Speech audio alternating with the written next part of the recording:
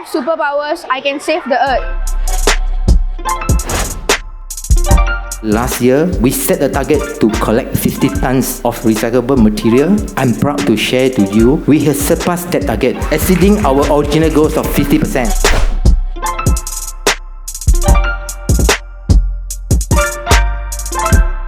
Matrix for Green, a long-term program that brings environmental education directly to the students through interactive and engaging activities. By making this sustainability concept easy to understand and apply, education is part of the important pillar for us to actually get the youth and get our youngster to actually learn about sustainable living, and it's very important for them to learn from young. Hope that they can see more possibilities in terms of the waste they throw or recycle.